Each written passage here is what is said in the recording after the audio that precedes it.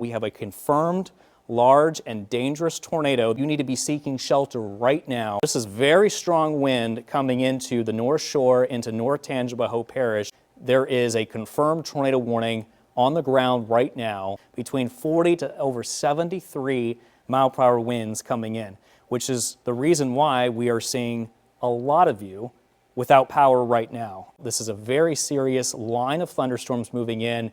We've had reports and confirmation of power outages and damage reports all coming in across the North Shore. I know we have our 2 counties in South Mississippi too, so you guys, if you're watching our coverage, this strong line of damaging winds is heading towards you right now. You do see here on the velocity product that we have the greens and the reds here matching up together, which does show us that we do have some tightening circulation. That's where we've been seeing a lot of the damage, a lot of the tree damage, a lot of the power outages coming down. There's some more that we've been showing here recently in Tickfaw and Hammond. Transition and send things over to Chantel Davis, who's live currently on the North Shore in Hammond.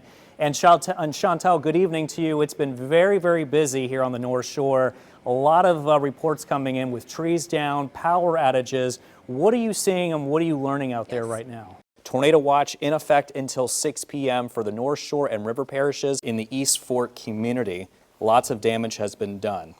So that is the latest reports right now, and this is coming from the mayor saying, Lord, Lord, please wrap up our people in your arms, town of Kentwood. Here's us here in New Orleans. We are on the eastern fringe of the forecast track now. So this means that the center could go as far east as New Orleans. Very strong onshore winds with the southerly flow, with the hurricane coming in. We could be looking at gusts anywhere between 60 to 70 miles an hour. Category 2 hurricane, winds of 100 miles an hour, the final numbers here for Francine. And we also set a new daily record rainfall for today because of Francine, 7.32 inches at the Armstrong Airport. That broke the old record set back in 1998 for today of 5.64 inches. Whether you're staying or going, fortifying your home is crucial to protect you and your family before a storm strikes. Here we show you how to best properly protect your home. Coastal Conservation is touting the installation of artificial reefs. Experts say the man-made structures will be beneficial for the ecosystem for years to come.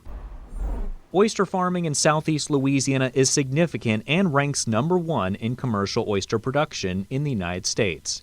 But it comes at a hefty price from Mother Nature to have it here. Specifically hurricanes, especially with storms like Katrina that heavily damage the industry. Thank you. Let's get back to weather. Another big story that we're following. Cool down expected tomorrow, but only after some rain tonight, but the rain cannot be coming at a better time. Yeah, because it's going to come in overnight tonight through early morning tomorrow, and then it's going to clear just in time for the last day of the French Quarterfest Travers. Perfect. So, Perfect. Yeah, we're in great shape, and on top of everything, too, we really could use that rain as extreme drought conditions now being measured across much of southeast Louisiana. Let's get a live check, though, on WDSU First Warning Doppler radar, and you see, again, a lot of us looking very dry. We're going to zoom all the way down towards the bayou, Terrebonne Parish. You're looking at still that heavier shower near Terrio here at the moment. This shower is likely going to continue to pretty much sit here and eventually rain itself out as the steering currents are pretty weak to allow it to move anywhere else. But temperatures are currently into the 80s for many spots, the 70s down closer towards the bayou and the coast.